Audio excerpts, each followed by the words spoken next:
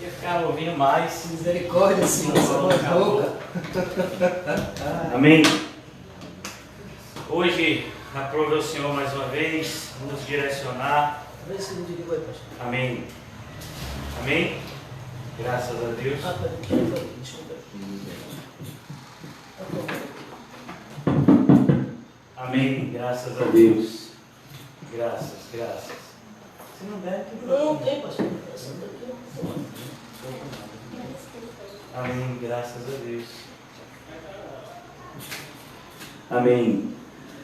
Aprove ao Senhor mais uma vez hoje falar conosco, fora da nossa série que nós estamos meditando. E hoje nós vamos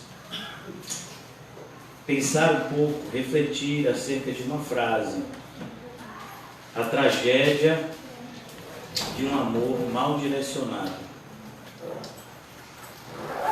É muito comum a gente ouvir a palavra amor. A palavra amor é a palavra, talvez a palavra mais falada, né, no meio daquelas pessoas que se dizem de bem. Nós devemos amar.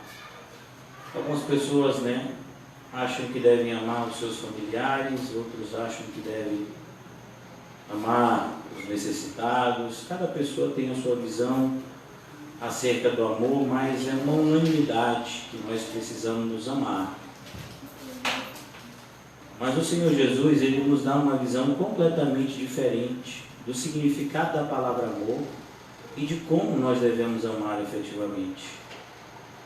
E hoje eu gostaria de pensar com vocês nessa tragédia de quando nós achamos que estamos amando alguém e na verdade nós só estamos destruindo aquela pessoa. Eu gostaria de conversar com vocês na história de um homem religioso chamado Eli. 1 Samuel. Vamos abrir lá? Eli, eu creio que muitos de vocês já conhecem a história dele. Ele era sumo sacerdote do Senhor na época em que o reino não existia ainda. As tribos, elas estavam na terra e cada tribo tinha a sua respectiva autonomia e todos estavam em torno daquilo que Deus havia dito na sua palavra. Então existiam os sumos sacerdotes, existiam os levitas que deveriam levar o povo à adoração. E por muitas vezes o povo se desviava e era necessário que o Senhor levantasse líderes que reunissem todas as tribos para vencer os adversários que se levantavam contra o povo de Deus. Isso aconteceu muitas vezes e nós temos a história desses fatos no livro de Juízes. E nós vamos ver aqui o último dos juízes. Nesse momento em que eu estou falando com vocês aqui, capítulo 2 do livro de Samuel, o último dos juízes ainda era uma criança. O último dos juízes vai ser justamente o profeta Samuel. Ele vai ungir o primeiro rei de Israel, que vai ser Saul, e o segundo rei de Israel, que vai ser Davi. E Samuel aqui ainda era uma criança que havia nascido de maneira extraordinária. A sua mãe não podia ter filhos, ela vai até o templo para orar, e então Deus ouve a oração da sua mãe, Ana, e ela tem um filho, e ela havia feito uma promessa ao Senhor de que se o Senhor lhe concedesse um filho, ela, assim que ele desmamasse, ela consagraria aquela criança ao Senhor. E assim ela fez. Quando Samuel atingiu a idade, ela vai e coloca Samuel para viver servindo no templo, ajudando nas tarefas do templo, junto com o profeta, junto com o sumo sacerdote Eli e os sacerdotes que eram os filhos de Eli. E nós vamos ver aqui que eram pessoas muito ruins. Às vezes a gente pensa que ter falsos líderes, ter pessoas que são de Deus, pelo menos se dizem de Deus, mas vivem vidas perversas, é um privilégio só nosso. Não, isso sempre existiu. Aqui nós vamos ver a história de 2 homens, pelo menos, que eram sacerdotes, mas que o próprio Deus chama eles de filhos do diabo. O adjetivo vai ser filhos de Belial. Belial era uma entidade maligna, né? Então é um sinônimo para demônio. E eu gostaria de começar a leitura com vocês aqui no capítulo 2 de 1 Samuel, versículo 12. Mais uma vez, quero dividir os irmãos, o título da nossa reflexão de hoje é A Tragédia de um Amor Mal Direcionado. Depois nós vamos pensar um pouco também naquilo que o próprio Jesus falou no capítulo 10 de Mateus, mas eu gostaria de começar falando nessa passagem das Escrituras. Amém? Amém. Eram, porém, os filhos de Eli, filhos de Belial. Como eu disse a vocês, filhos de Belial é uma expressão no hebraico que significa vileza, perversidade, maldade. Eles não eram simplesmente falsos mestres, eles eram pessoas perversas, promíscuas. Eles não só enganavam as pessoas, eles praticavam abominações, usando do subterfúgio, né, de serem sacerdotes. Ninguém podia dizer nada a eles, porque eles eram sacerdotes, filhos do sumo sacerdote. Então eles usavam essa prerrogativa para fazer o que eles desejavam. Que coisa assustadora, né? Muitas pessoas fazem a mesma coisa hoje. Eram, porém, os filhos de Eli, filhos de Belial, e não se importavam com o Senhor. Você já conheceu algum sacerdote que não se importa com o Senhor? Eu já conheci vários. Sacerdotes que só se importavam com o seu ego, com o quanto eles iam ganhar, com o quanto de aplauso eles iam receber. Eles nunca fizeram a obra por conta de Deus. E aqui ele diz, eles não se importavam com o Senhor, pois o costume daqueles sacerdotes com o povo era que, oferecendo a alguém sacrifício, vinha o moço do sacerdote, estando-se cozendo a carne, com um garfo de 3 dentes na mão, e metiam na caldeira e na panela, ou no tacho, ou na marmita, e tudo quanto o garfo tirava, o sacerdote tomava para si. Assim se fazia a todo Israel que ia ali a Siló. Nessa época, irmãos, nós não tínhamos ainda o templo, o que existia era um tabernáculo.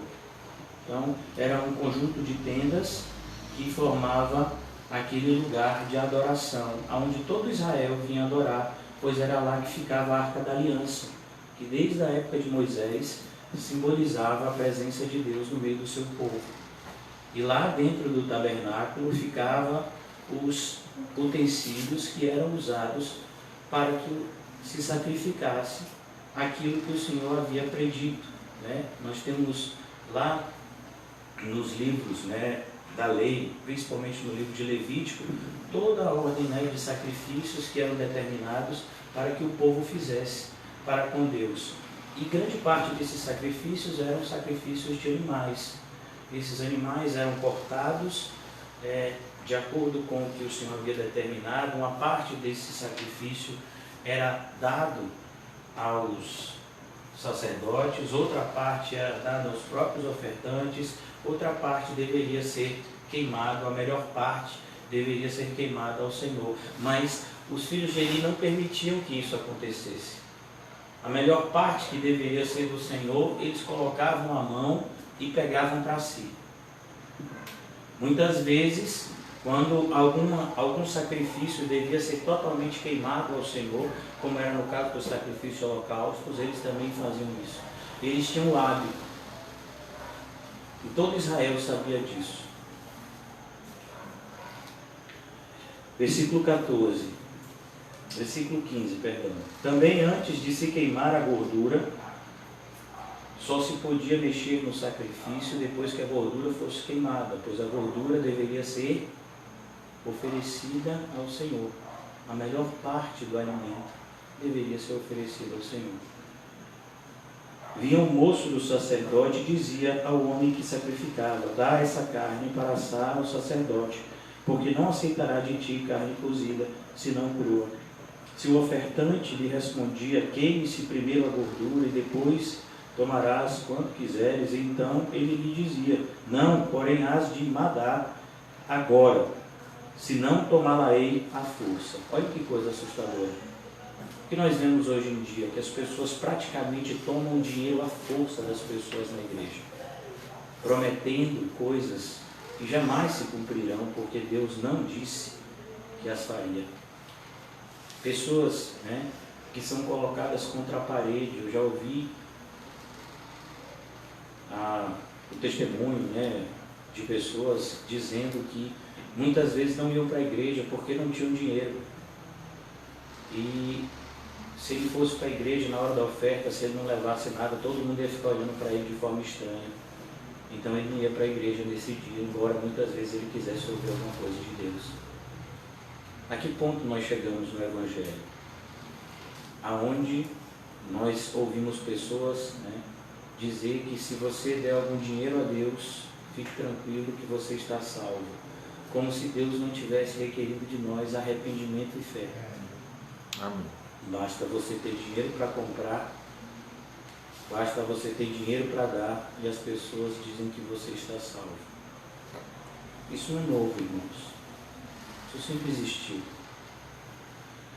Era, pois, muito grande o pecado destes moços. E eu quero lembrar vocês, esses homens eram sacerdotes. Eles não eram simplesmente filhos de Eli. Eles eram sacerdotes, pois o sacerdócio, ele era de linhagem. Ele vinha a partir de uma linhagem. Então, Eli era o sumo sacerdote, os seus filhos eram sacerdotes, e eles um dia iriam ocupar o lugar de Eli. Deveria ser assim. Mas Deus vai mudar toda a trajetória, porque Deus estava vendo o que esses homens estavam fazendo no seu santo lugar. Era, pois, muito grande o pecado destes moços perante o Senhor, porquanto eles desprezavam a oferta do Senhor.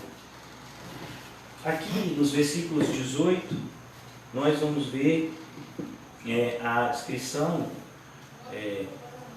de como Samuel estava crescendo. Eu quero passar logo para o versículo 22, que volta a falar de novo dos filhos de Eli, que é onde nós vamos tomar como base a nossa reflexão. Era, porém, Eli muito velho, e ouvia tudo quanto seus filhos faziam a todo Israel. Perceba, ele ouvia tudo que os seus filhos faziam. E de como se deitavam com as mulheres que serviam à porta da tenda da congregação. Abominação tal que nem convém que venhamos a delinear entre os santos. E disse-lhes, por que fazeis tais coisas? Pois de todo esse povo ouço constantemente falar do vosso mau procedimento. Percebe, irmãos, aqui muitas vezes a gente pode se enganar. Aparentemente parece que Eli está repreendendo seus filhos porque eles estão fazendo algo de errado. Era isso que deveria Eli fazer. Mas Eli não está repreendendo seus filhos por estar fazendo algo de errado, mas porque eles estão fazendo algo de errado e o povo está sabendo. É como se Eli estivesse dizendo aqui, se o povo não soubesse de nada, vocês poderiam até fazer. Tem muitas pessoas que se preocupam dessa forma. Se você for fazer alguma coisa, meu irmão, faça de uma forma que ninguém saiba, para pelo menos você ter uma imagem de que é um crente correto. Hoje em dia é assim na maioria das igrejas. As pessoas, elas vestem uma carapuça, elas vestem uma fantasia de crentes, quando na verdade eles são verdadeiros demônios na sua intimidade. Muitas vezes viajam para lugares distantes do seu ciclo religioso, e nesses lugares eles fazem coisas abomináveis, desde que ninguém veja o que eles estão fazendo. Muitos pastores são assim. E aqui Eli está aparentemente repreendendo os seus filhos, mas pela motivação errada. Nós devemos repreender os nossos filhos, irmãos, não porque eles estão fazendo coisa feia na frente dos outros, mas porque eles estão fazendo coisa feia diante de Deus. Eu sempre digo para as minhas filhas que estão aqui, que mesmo que eu não veja o que elas estão fazendo, Deus está vendo. É por isso que em alguns momentos elas vêm para mim: ó meu pai, eu fiz uma coisa que eu não devia ter feito. Eu nem sabia o que ela tinha feito. Às vezes eu nem saberia. Mas ela sabe que quem sabia, Deus sabia. Glória a Deus. E que no final das contas ela vai ter que prestar conta não a mim, mas a Deus. Eu estou apenas supervisionando o crescimento delas, enquanto elas mesmas não podem dar conta dos respectivos comportamentos diante de Deus. Mas vai chegar um momento em que elas se tornarão responsáveis das suas atitudes. É o meu papel ensiná-las desde criança como sério nós devemos tratar o nosso relacionamento com Deus. Por isso, irmãos, um dos principais pecados da igreja moderna é justamente não educar de maneira correta as nossas crianças. Nós vamos ver abominações como culto de jovens, culto de crianças, retiro de jovens. Irmãos,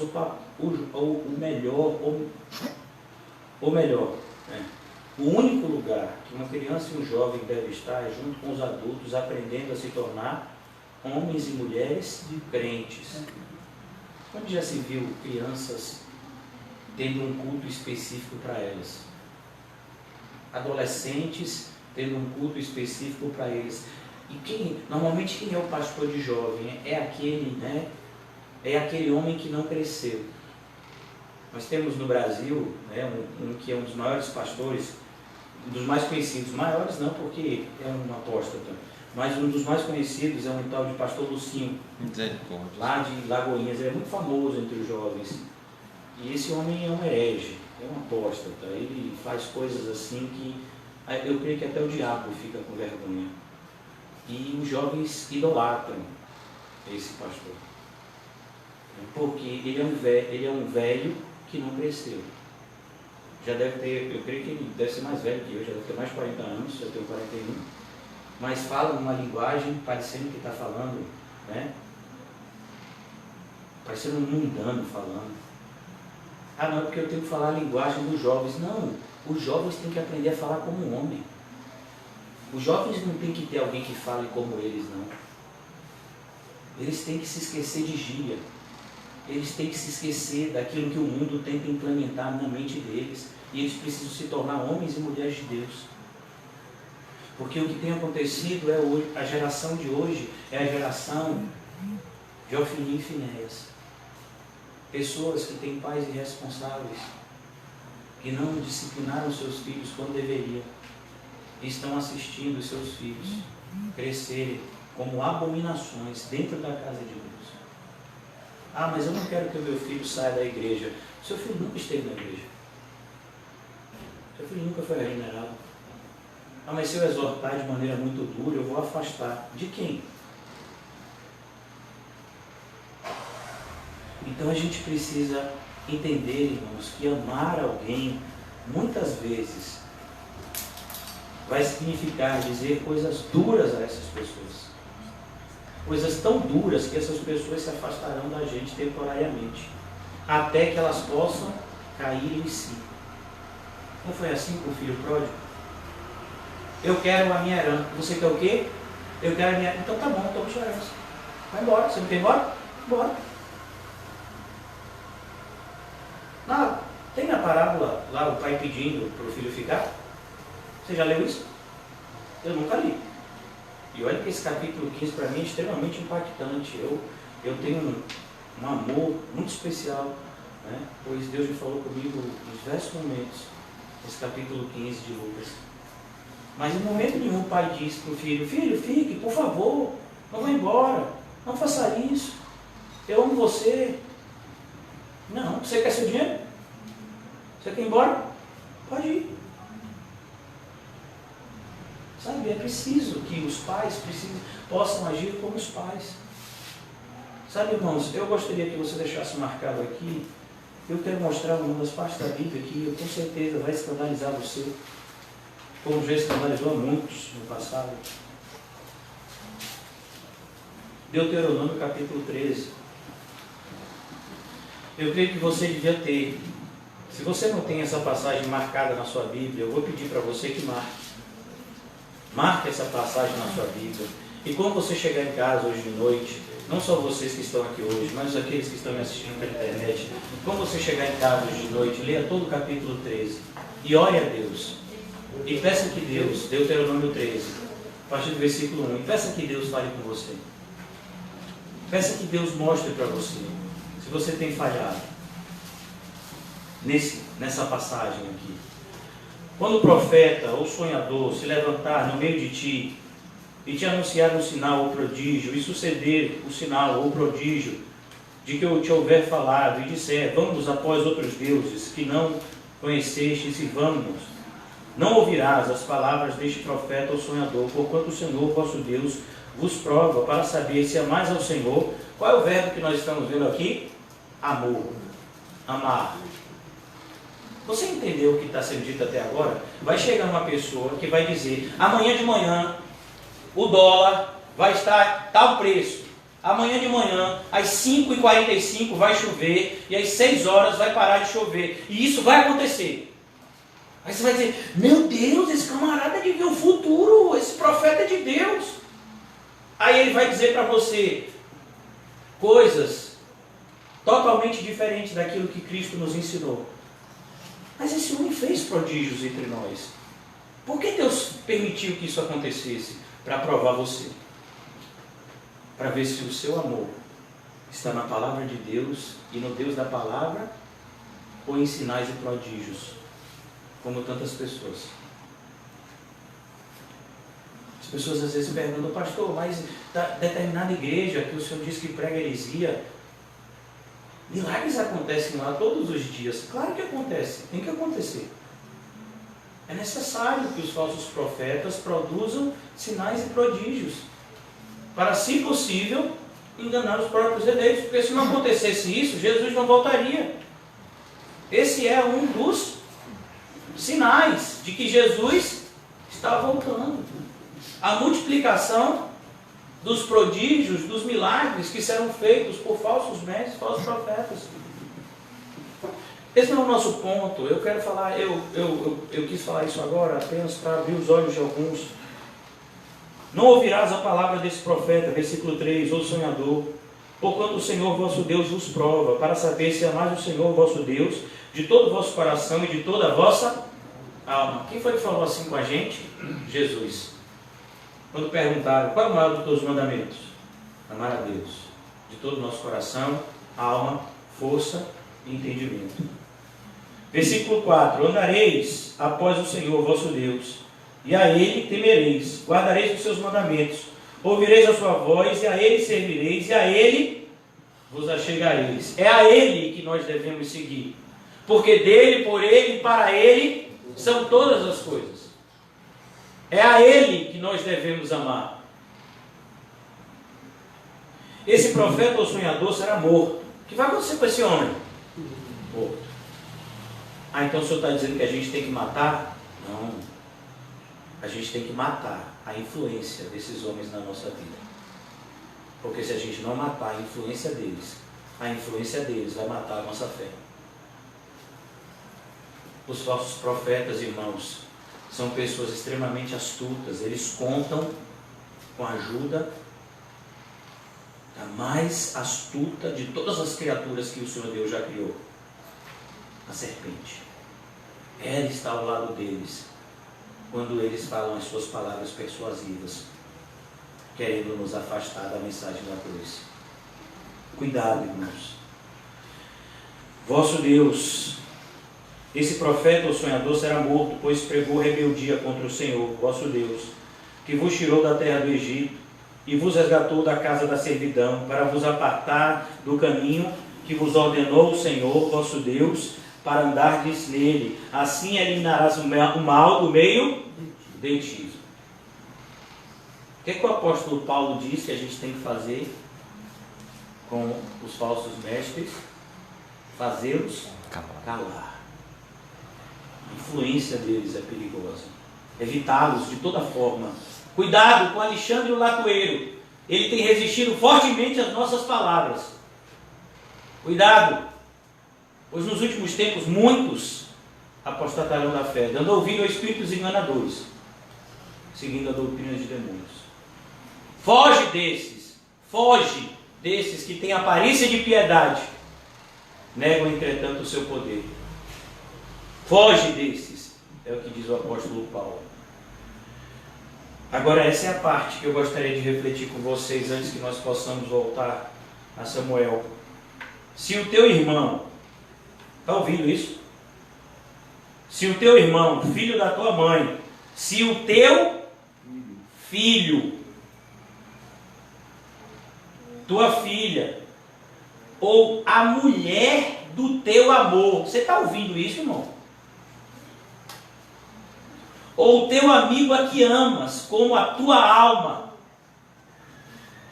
te incitar em segredo, dizendo, vamos e sirvamos a outros deuses, que não conheceste, nem tu e nem teus pais, dentre os deuses dos povos que estão em redor de ti, perto ou longe de ti, desde um até a outra extremidade da terra, não concordarás com ele, não concordarás com ele.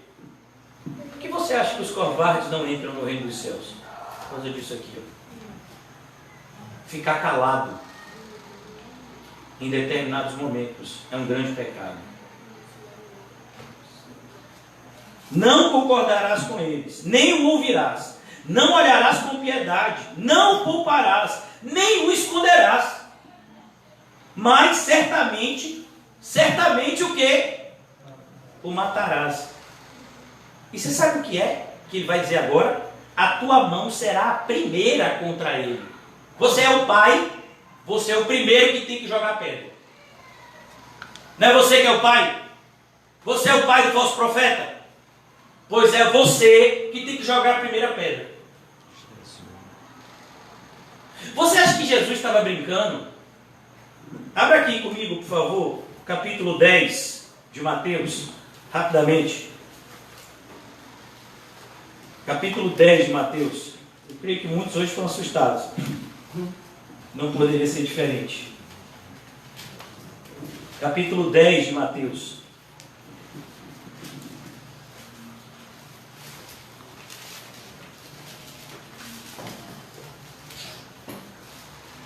Versículo de número 37. Capítulo 10 de Mateus, versículo 37. Quem ama seu pai e sua mãe mais do que a mim, não é digno de mim. Quem ama o seu filho e sua filha mais do que a mim, não é digno de mim. E quem não toma a sua cruz e vem após mim, não é digno de mim. Quem achar a sua vida, perdê-la-á. Quem todavia perde a sua vida por minha causa, achá-la. Entendeu a seriedade, irmãos? Entendeu as consequências de um amor mal direcionado? Ah, eu amo o meu netinho. É, você ama o seu netinho? E você deixa ele assistir coisas impróprias? E você dá risada quando ele faz coisas feias? E você finge que não vê quando algo que é um escândalo diante do Senhor está acontecendo nos seus olhos, diante dos seus olhos? Percebeu, irmão? Ser crente é coisa séria. Vai custar muito ser crente. Vai custar rejeição, repúdio de alguns, maltrato, falsas acusações, injúrias, calúnias, porque nós vamos sempre dizer a todos, a plenos pulmões, que nós amamos a Deus acima de todas as coisas.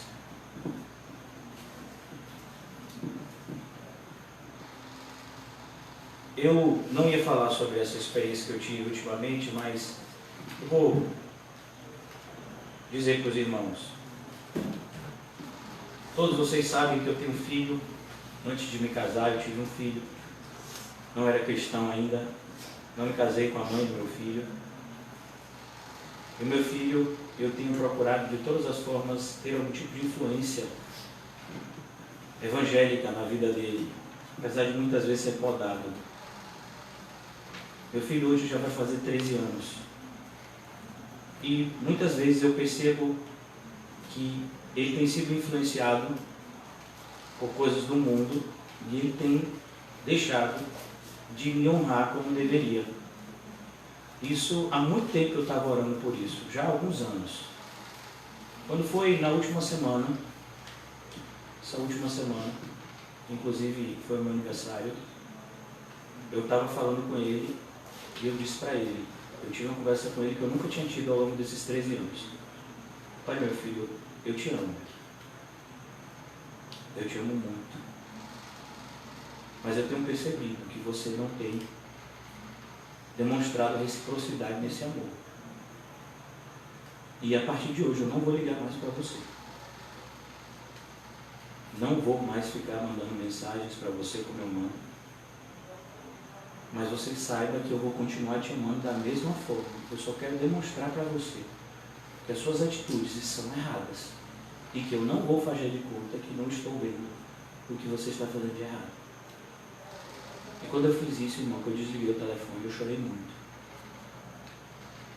Tive vontade de ligar depois e dizer que não era assim, que não era para ser dessa forma. E continuei orando ao longo desses dias. Quando foi hoje pela manhã, aconteceu algo que nunca aconteceu ao longo desses 13 anos. Ele me ligou. E começou a conversar comigo, externalizar a preocupação e querendo dividir o que estava acontecendo na vida dele. E aquilo me impactou bastante. Porque muitas vezes, irmão, se você ama alguém de verdade, você vai ter que dizer para essa pessoa coisas que ela não quer ouvir. E talvez essas pessoas se distanciem de você por um tempo. Talvez essas pessoas não compreendam o que você está dizendo para ela no momento. Mas você vai ter que dizer isso mesmo assim. Porque esse é o verdadeiro amor. Esse é o amor que Cristo teve por nós. Ele olhou para a gente e disse, vocês são pecadores. Vocês não entendem o que é o amor. Vocês rejeitam o Pai. Vocês negam a palavra de Deus. O Senhor Jesus disse coisas duras para pessoas que Ele amava. Ele olhou para o seu melhor amigo, como eu disse para vocês essa semana, e disse para ele, para trás de mim, Satanás. Ele olhou para o seu melhor amigo, para esse mesmo, e disse, ainda hoje me negarás 3 vezes. Ele olhou para a sua própria mãe, para os seus irmãos, e disse, se vocês querem de fato ser minha família, vocês não precisaram ouvir e obedecer à voz do Pai que está no céu. Porque os nossos laços consanguíneos acabam quando o nosso corpo é enterrado no cemitério. As pessoas podem até ir para o cemitério achando que estão dando algum tipo de tributo aos mortos. Mas ali acabou. Os nossos laços consanguíneos, até o nosso laço conjugal, ele só existe enquanto nós estamos vivos. Depois da nossa morte é uma separação. Existe aqueles que são filhos de Deus e irão para o céu. Existe aqueles que são filhos do diabo e irão para o inferno. São essas duas famílias que vão prevalecer. E se você quer que sua família vá para o céu junto com você, e seja também sua família no céu, você vai ter que aprender a viver de uma maneira diferente do que o mundo propõe. O mundo propõe um amor tolerante. Quando o Senhor Jesus diz que é pecado tolerar aquilo que Ele não tolera. Então, irmãos, eu quero voltar agora aqui para Samuel, já vou caminhando para a conclusão. E no versículo 24, Samuel está exortando seus filhos por uma motivação errada. Não, filhos meus, porque não é boa fama esta que ouço. Perceba, ele está preocupado com o quê? Com a fama dos filhos e não com a essência dos filhos. Estais fazendo transgredir o povo do Senhor, pecando o homem contra o próximo. Deus lhe será o árbitro, pecando, porém, contra o Senhor, quem intercederá por ele? Imagine. O que Samuel está dizendo aqui é algo que o Senhor Jesus vai dizer lá mais adiante no seu sermão, em um dos seus sermões. Se a luz que há em nós forem trevas, quão densas trevas serão. Jesus fala num contexto onde ele havia dito que eu e você somos, como igreja, a luz do mundo. Mas se a igreja, que deveria ser a luz do mundo, for trevas, quão densas trevas serão? É verdade. Se nós que devemos apresentar o Evangelho, negamos o Evangelho, quem vai apresentar o Evangelho? Eu fico assustado com pessoas que se dizem cristãs e o comportamento que elas têm. Pecando o homem contra o próximo, Deus lhe será árbitro, pecando, porém, contra o Senhor, quem intercederá por ele? Entretanto, não ouviram a voz do seu pai, porque o Senhor os queria matar. Olha que coisa assustadora, irmãos. Eles já tinham enchido o cálice da ira de Deus. Sabe o que é assustador, irmãos? É que quanto mais a gente pratica o pecado e não acontece nada, mais a gente vai perdendo a noção do certo e do errado. A tal ponto da gente fazer coisas abomináveis e nem sentir mais nada. É o que está acontecendo aqui. Esses homens já tinham ultrapassado a linha. Não havia mais retorno para eles.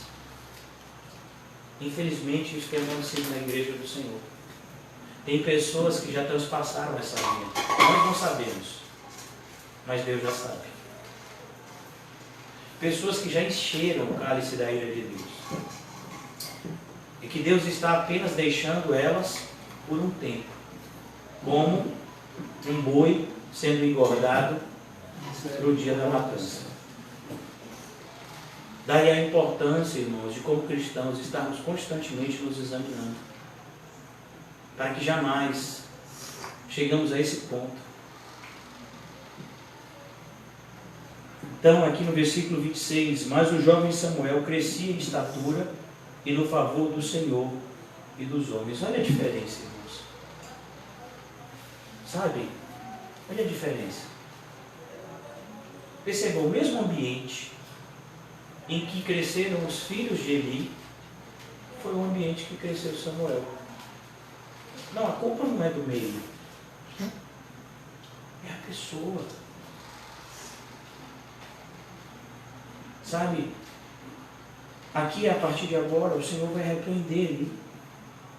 Mas o orgulho de Eli não vai permitir que ele se humilhe e que ele se arrependa.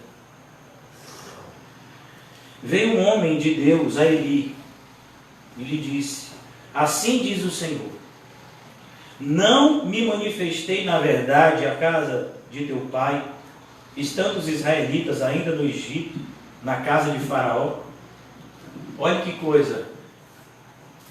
Esse homem traz uma mensagem lembrando de algo que aconteceu há mais de 400 anos atrás.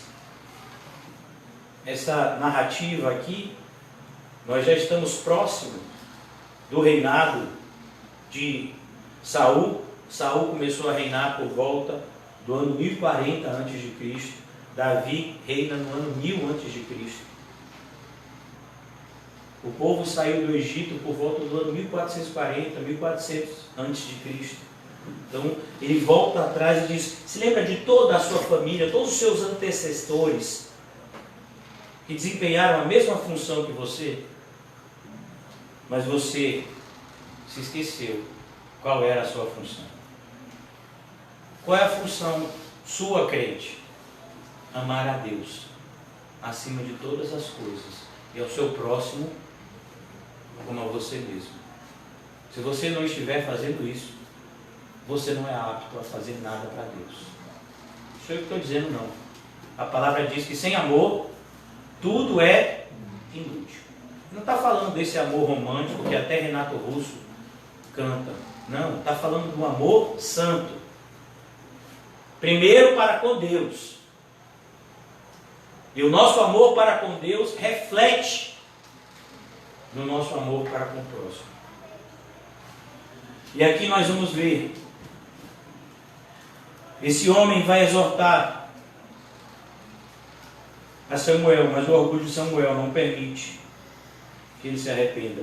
Eu escolhi dentre todas as tribos de Israel para ser o meu sacerdote, para subir ao meu altar, para queimar o incenso e para trazer a estola sacerdotal perante mim.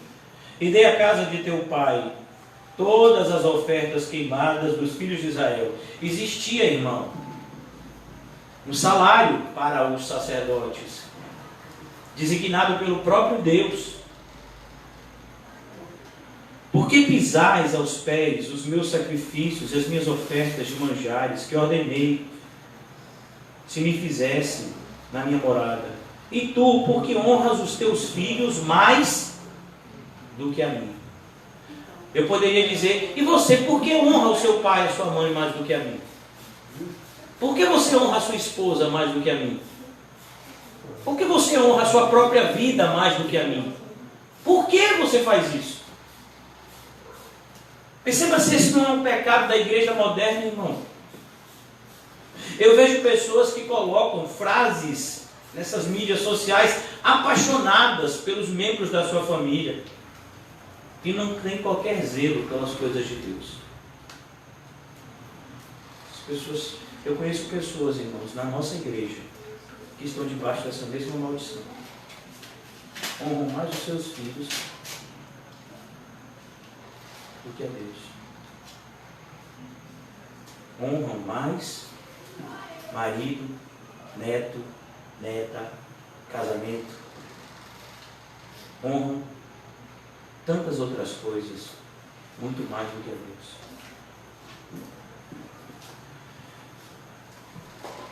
E tu, por que honras os teus filhos mais do que a mim?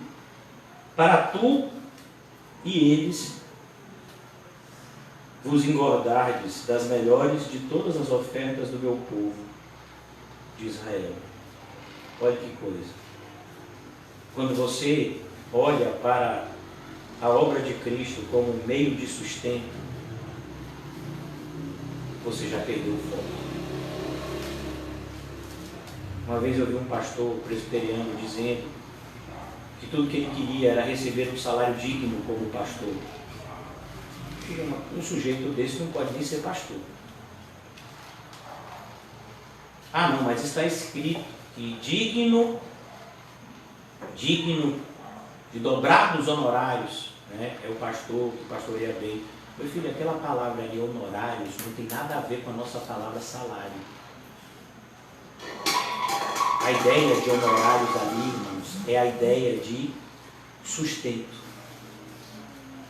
Então, aquele que faz a obra de Deus, Deus o sustentará. Não foi assim com os apóstolos? Tem algum apóstolo que morreu de fome? Você vai conhecer, né, o apóstolo Pedro.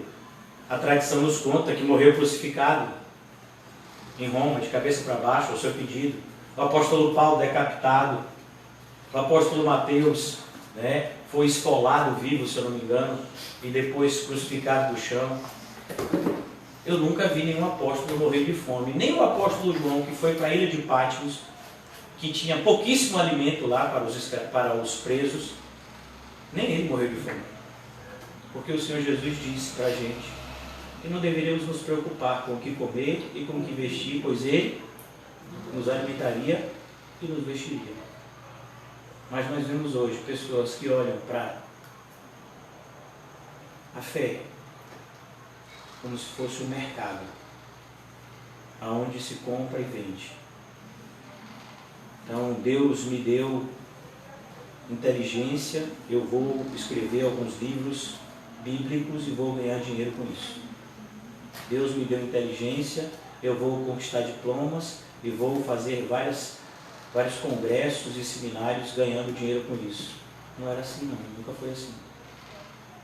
Perceba que todas as vezes que as pessoas fazem isso, elas são repreendidas como aqui.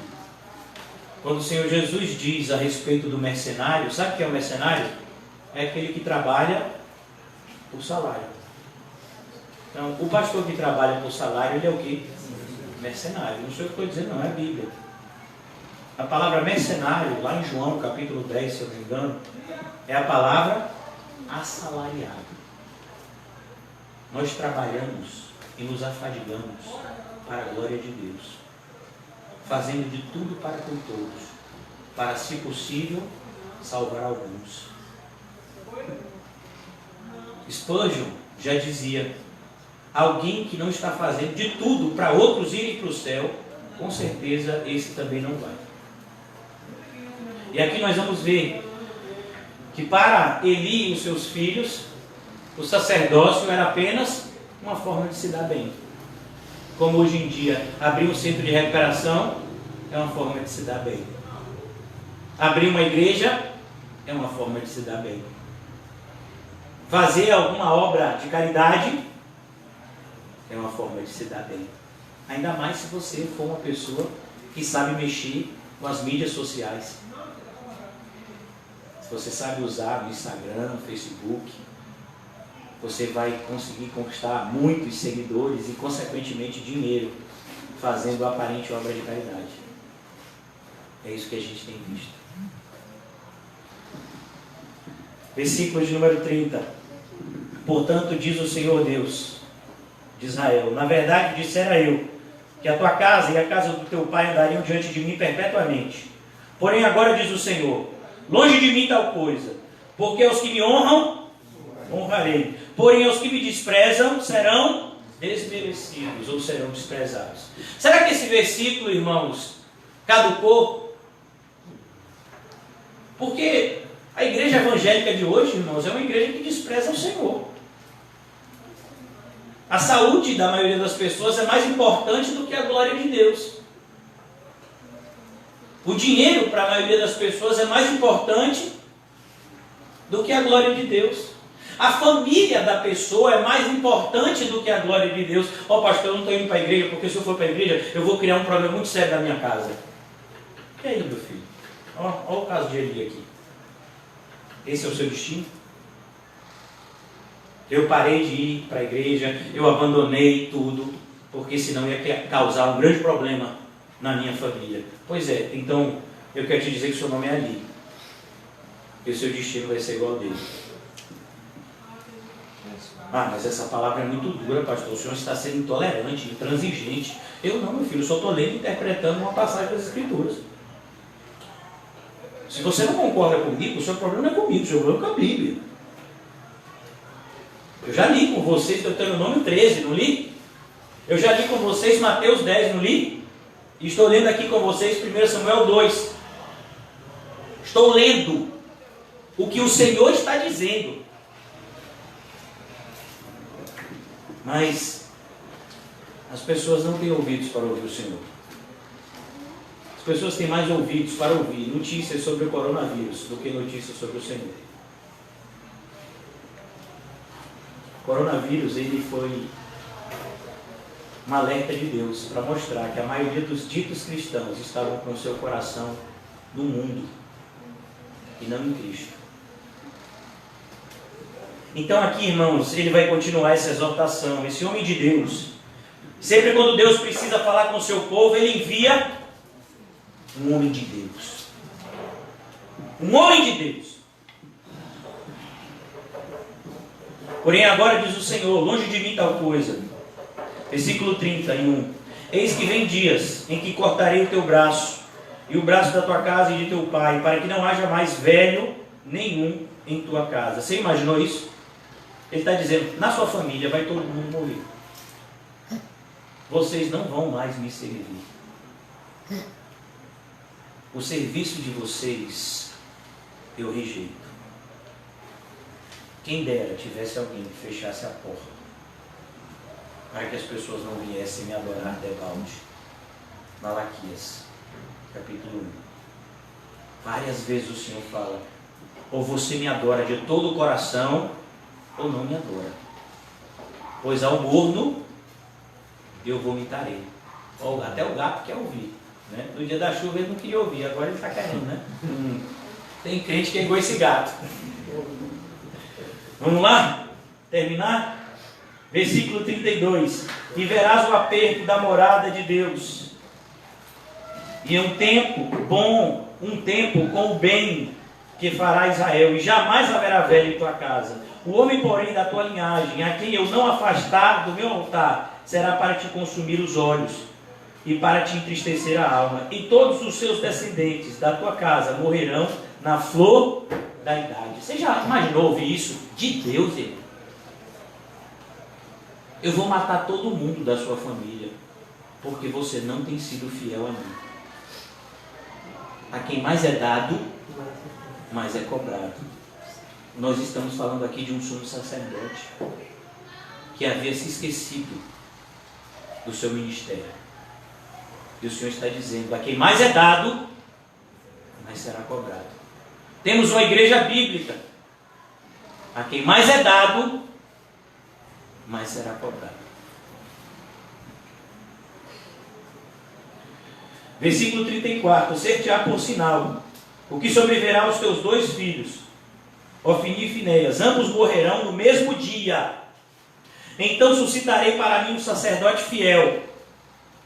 Porque se eu não fizer a obra, ninguém faz. Meu filho, se você não está querendo fazer a obra com amor, não faça. Deus tem outra pessoa para fazer. Com amor. Muitas pessoas acham que se não fosse elas, a igreja não existiria. Que soberba. Como se a igreja precisasse da gente. Todos nós aqui, irmãos, somos substituíveis. Glória a Deus. Menos o cabeça, que é Cristo.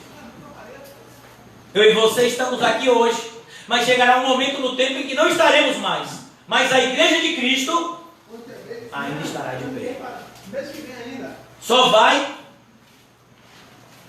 a igreja de Cristo só vai findar quando o Senhor Jesus voltar e levar-nos todos para as moradas eternas. Aleluia.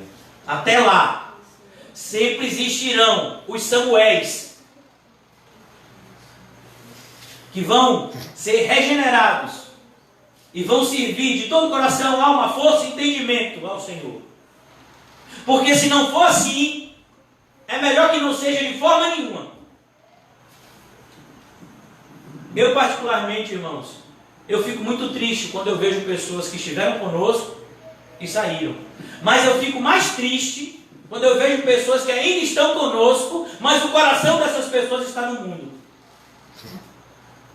E depois essas pessoas vêm e apresentam diversas justificativas para os seus comportamentos reprováveis. É sempre a culpa dos outros, né? Não, irmãos. A culpa do seu pecado é sua, assim como a culpa do meu pecado é minha. Cada um vai ter que dar conta das suas ações diante de Deus. Eli morreu por conta do pecado dele. Os filhos de Eli morreram por conta do pecado deles. Aqui a gente vai ver. Versículo 36, eu quero concluir. Será que todo aquele que restar da tua casa virá a inclinar-se diante dele para obter uma moeda de prata e um bocado de pão? Dirá: rogo-te que me admitas a algum dos cargos sacerdotais para ter um pedaço de pão que coma. Os descendentes de Eli não vão mais ser sacerdotes. Agora eu quero já caminhar para fechar. Eu queria já concluir agora, mas tem um direcionamento de Deus ainda a falar aqui acerca do capítulo 3. Nós vamos ver aqui que no capítulo 2, o Senhor envia um homem que corajosamente fala tudo que Deus mandou diante da maior figura religiosa da época, que era o sacerdote Eli. É muita coragem. Ele era o sumo sacerdote, ele era o líder máximo. Mas os homens de Deus sempre terão coragem para dizer aquilo que Deus mandou dizer, independentemente de quem seja, porque eles temem a Deus e a Deus somente. Mas Deus vai usar ainda o pequeno Samuel. O Senhor aparece a Samuel.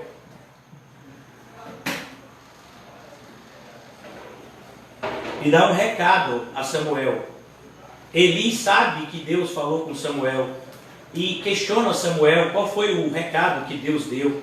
Samuel fica com medo, Samuel não quer falar, ele ainda é uma criança, ele está assustado com tudo aquilo. Ele nem estava entendendo que era a voz do Senhor. Ele ouve Samuel, Samuel, ele vai até ali e diz: Eli está me chamando. Ele diz: não sou eu não. E durante 3 vezes essa voz chama Samuel, até que ele diz: olha, Samuel, quem está lhe chamando é o Senhor. Quando você ouvir essa voz, não vem até mim, diga: fala, Senhor, que o teu servo ouve.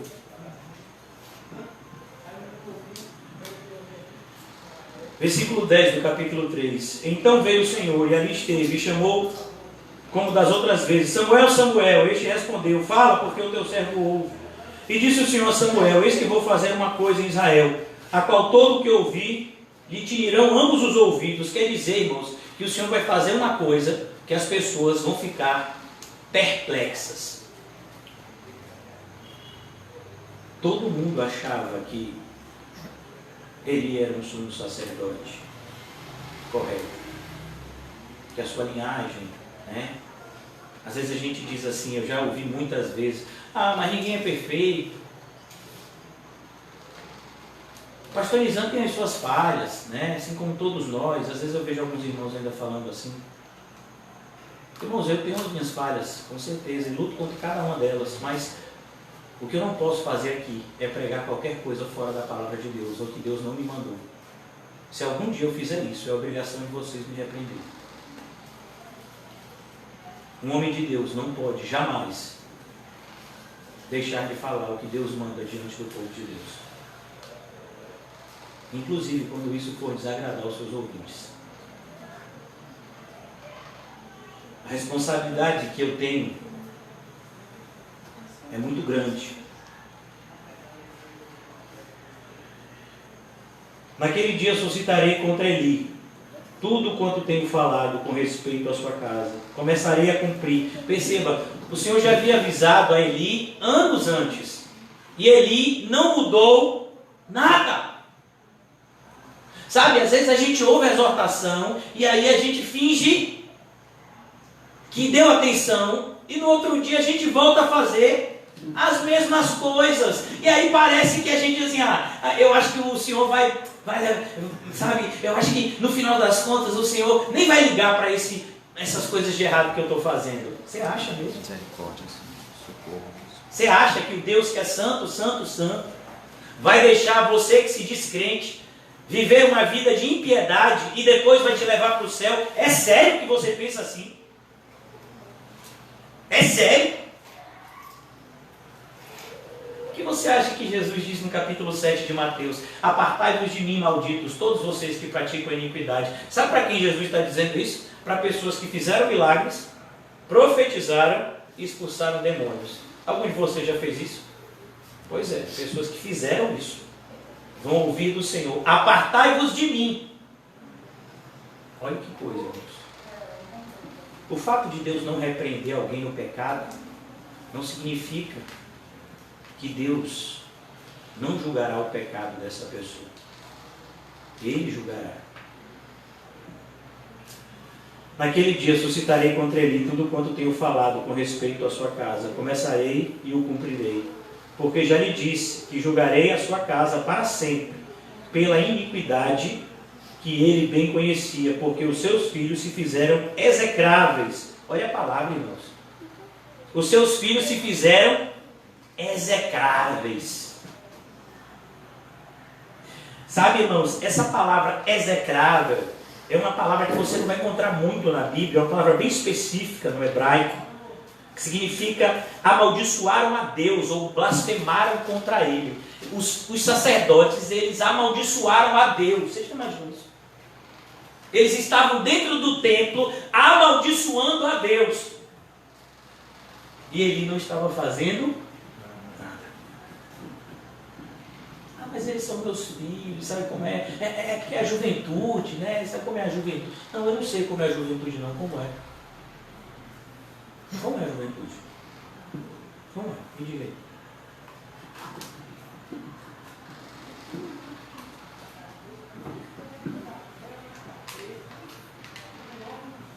Porque já lhe disse que julgarei a sua casa para sempre, pela iniquidade que ele bem conhecia. Olha que coisa, irmãos, ele conhecia. Ele bem conhecia. Que coisa assustadora, irmãos. Quantas pessoas sabem que estão fazendo mal e não param de fazer? Quantas pessoas sabem que estão indo na direção errada e não param de ir? E o pior, irmãos, é que muitas pessoas ainda olham para essas pessoas como coitadinhas. A Bíblia chama elas de quê? Execráveis. Sabe o que é que Paulo diz em 1 Coríntios 16? Maldito todo aquele que não ama o Senhor Jesus. Mas a gente tem vergonha desse evangelho. A gente tem vergonha de falar essas coisas, porque senão, né? Rapaz, eu já estou tendo trabalho de evangelizar. Chega o pastor e faz uma pregação dessa, aí não vem ninguém mesmo. Não vem de Jesus, pastor, me ajude. Nada disso. Pela iniquidade que bem conhecia, porque os seus filhos fizeram execráveis, e ele não os repreendeu. O que ele devia fazer com os filhos dele? Olha, irmãos, tem muitas pessoas, né, que dizem as coisas mais bobas, né? Você viu o que Paulo fez no início da segunda viagem missionária? Com Marcos, João Marcos. Tem gente que diz, não, o Paulo foi errado ali, ele não devia ter tido aquele tipo de discussão com Barnabé. Marcos era só um jovem. Como é a história, irmão? Ele não devia fazer aquilo. E como é que Marcos iria aprender se ninguém repreendesse ele? Como é que João Marcos iria se tornar o obreiro aprovado que ele se tornou no futuro, se ninguém repreendesse ele no presente, com a dureza que ele merecia ser repreendido?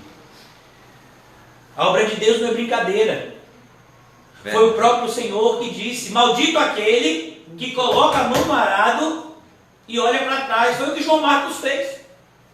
E agora no início da segunda viagem missionária, João Marcos diz, eu quero ir. Paulo diz, epa, ó, o dedinho. Está pensando que é brincadeira? A gente estava lá pregando, quando o caminho ficou mais estreito, você foge, dá um péssimo testemunho, e agora a gente vai voltar pelos mesmos lugares, e você quer ir como se nada tivesse acontecido? Não, você precisa se arrepender, Marcos. Sabe o que é que Paulo diz para Timóteo? Timóteo, não seja covarde. Olha que coisa dura, irmão.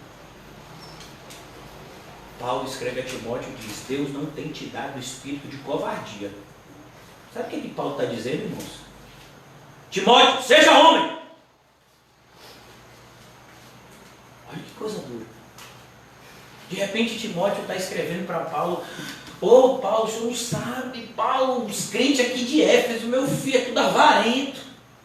A igreja está passando por várias necessidades. Sabe o que Paulo diz? Se você tem o que comer e o que vestir, esteja contente. Você já imaginou, irmão? Você chega com um camarada e diz, rapaz, cortaram meu salário, pastor, esse negócio do coronavírus. Fizeram um replanejamento lá no meu trabalho, e aí eu que ganhava X, agora estou ganhando metade de X. Ah, pastor, que dureza, pastor, que negócio. Você tem o que comer? Rapaz, eu tenho. Tenho o que vestir? Rapaz, eu tenho. Então esteja contente. Glória a Deus. Ô pastor, não vou contar mais para você meus problemas financeiros. Que nada, mano. Nem liga. Estou dizendo aqui que o negócio está difícil, ele vem com o versículo bíblico para mim. E você quer que eu vá com o quê, meu filho? Com palavra motivacional do homem? Você acha que foi fácil para Timóteo ouvir aquilo? Você acha que é fácil para alguém que está passando por dificuldade financeira ouvir o que Timóteo ouviu? Você tem o que comer? Tem o que vestir?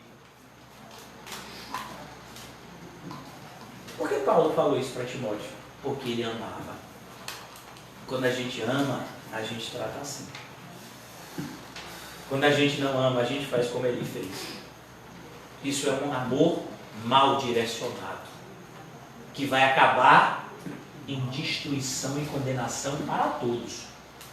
O marido que ama a sua esposa mais do que a Cristo, vai ele e a esposa para o inferno. O pai que ama os seus filhos mais do que a Cristo, vai ele e os seus filhos mal criados para o inferno. Por isso, irmãos, nós precisamos ser corajosos, homens e mulheres que estão aqui. Portanto, jurei à casa de Eli, que nunca lhe será espiada. Você sabe o que é espiar? É a mesma coisa que ter o pecado perdoado. Olha, Eli, o que você fez foi grave demais. Você passou de todos os limites. Você acha que essa vai ser a única vez que Deus fala isso? Não. Na época de Jeremias, como foi, José? Ainda que Elias e Moisés e Samuel. Ainda que Moisés e Samuel se levantassem para orar por esse povo, eu não os ouviria. Samuel teve que ouvir. Até quando você vai orar por Saul? Eu já o rejeitei. O povo pensava que Jeremias era duro, quando na verdade Jeremias estava sendo mais misericordioso com eles que o próprio Deus. Jeremias estava intercedendo por eles. Oh, Deus, não faz isso, Deus. Olha que coisa. E o povo achando que a culpa era de Jeremias, querendo pegar Jeremias. É verdade. Igual a Moisés. Que intercedia pelo povo, né? Deus querendo acabar com o povo e Moisés, Senhor, não acaba não, Senhor. Portanto, jurei à casa de Eli que nunca lhe será espiada a iniquidade, e nem com sacrifício, nem com ofertas de manjares. Só até aí, irmãos. Por isso, eu quero que eu e você, nessa noite, venhamos a refletir. Onde está sendo depositado o nosso amor?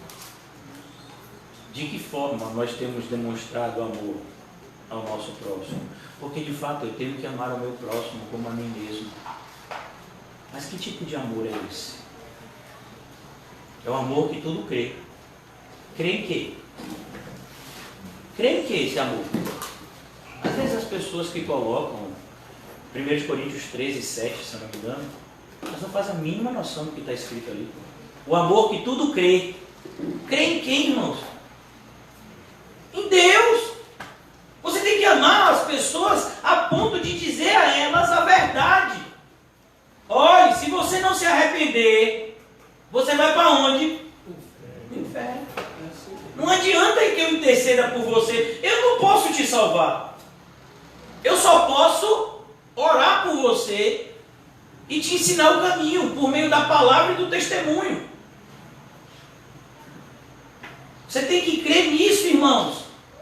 Por que você acha que o apóstolo Paulo fazia de tudo para com todos? Porque ele sabia que se as pessoas não ouvissem o evangelho, não se arrependessem, seriam o quê? Condenadas. Tudo crê, tudo suporta. Você está disposto a suportar afrontas por amar pessoas que acham que você está tratando mal ela? Como José disse de Jeremias. Jeremias intercedendo pelo povo e o povo achando que Jeremias estava sendo contra eles. Jeremias dizendo, ó gente, é bom a gente ouvir o que Deus está dizendo, porque pelo menos a gente não morre. Aceita o jugo da Babilônia. É melhor. Deus já deu poder à Babilônia, para a Babilônia dominar a gente, porque a gente fez um monte de coisa errada durante muito tempo, e chegou a hora de Deus punir. É melhor a gente obedecer. Mas o pessoal achava que Jeremias estava trabalhando para o rei da Babilônia. É espião. Uma vez a pessoa disse para mim, né? Pastor, você está jogando contra mim? Eu digo, meu filho, eu não estou jogando nem a seu favor, nem contra você. Eu sou do lado de Cristo. Você está do lado de quem? Porque às vezes as pessoas apresentam determinadas coisas para você e para mim como cristãos e quem que a gente apoia eles. Teve uma senhora que eu evangelizei aqui há 15 dias. Depois veio falar comigo pedindo para eu orar pelo divórcio dela. Oi? Eu falei que o Senhor Jesus conduz ao arrependimento e à fé. Exatamente. Vou orar para que isso aconteça. Pedindo a oração. Olha, pastor, a gente vai agora ali. Olha, pastor, a gente vai ali, viu?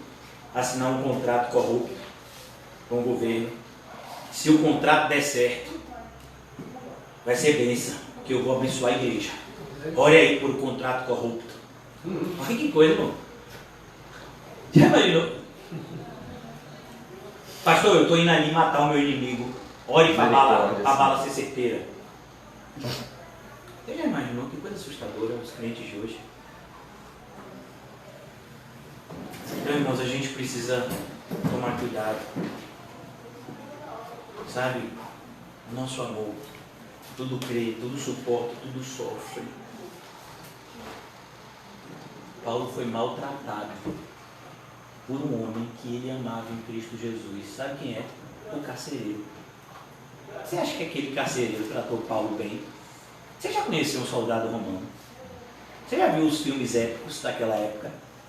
Como o soldado romano era um camarada bruto, grosso, que resolvia tudo na porrada. Você está achando que esses policiais de hoje são brutos? É porque você ainda não conheceu o soldado romano. Meu.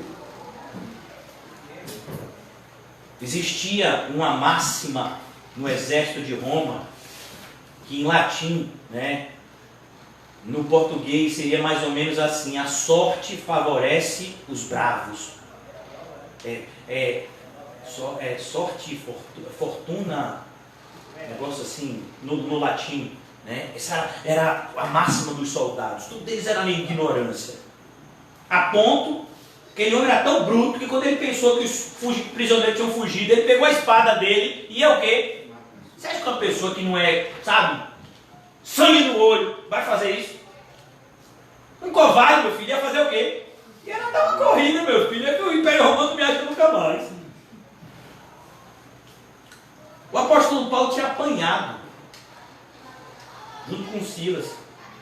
E ele nem deixou o apóstolo Paulo deitar e descansar da sua surra. Ele amarrou o apóstolo Paulo no poste. De maneira que mesmo cheio de dor e cansado, ele teve que ficar em pé.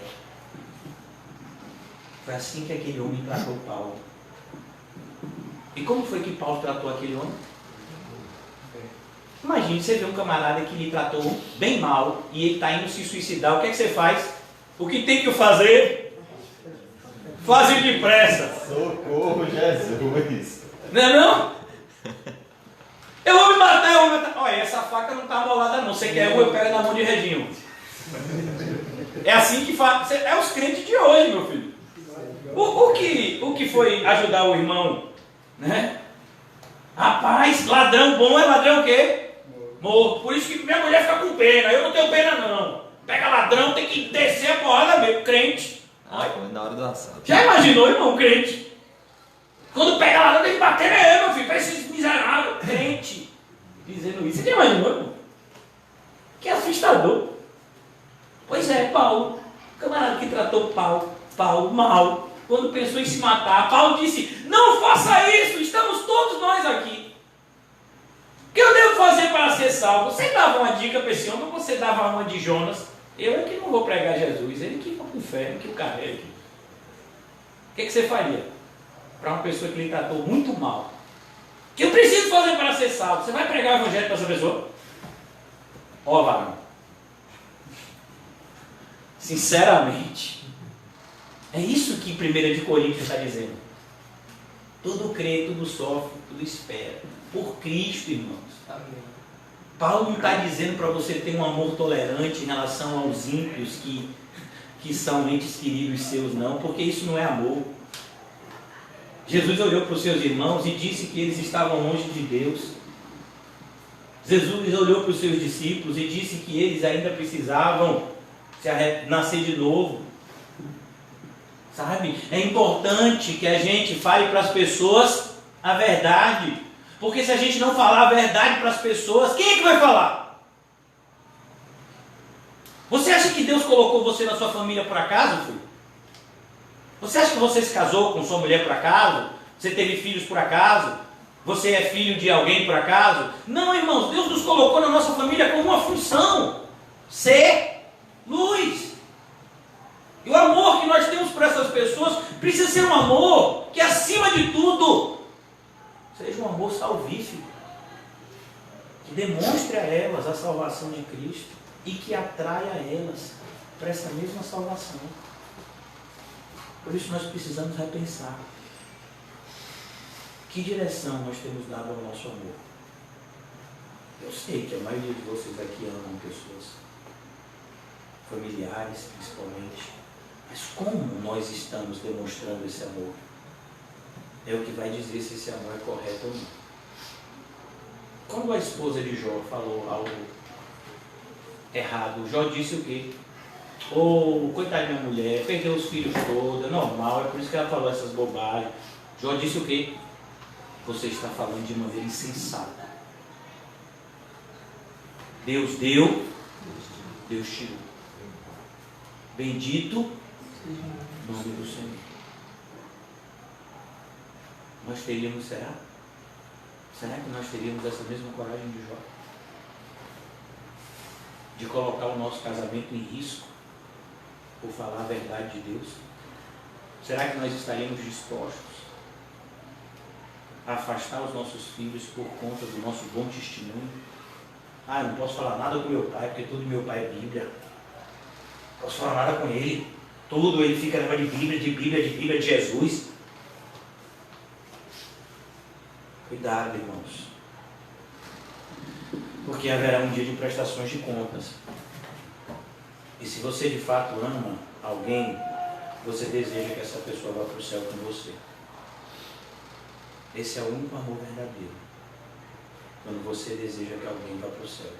Assim como você também deseja ir para lá. Quando Jesus diz ame ao próximo como a você mesmo, é isso que ele quer dizer. Você quer ir para o céu. Então você ame alguém, ame as pessoas com esse mesmo desejo de fazer de tudo para que elas também possam ir para lá. Que o Senhor nos ajude, vamos orar. Ó Deus, mais uma vez, chegamos diante de Ti, Senhor, envergonhados, pois muitas vezes temos nos identificado com a atitude de Eli, Senhor. Nos ajuda a amar as pessoas corretamente, Senhor, demonstrando a elas que o amor por Cristo é o que reina no nosso interior.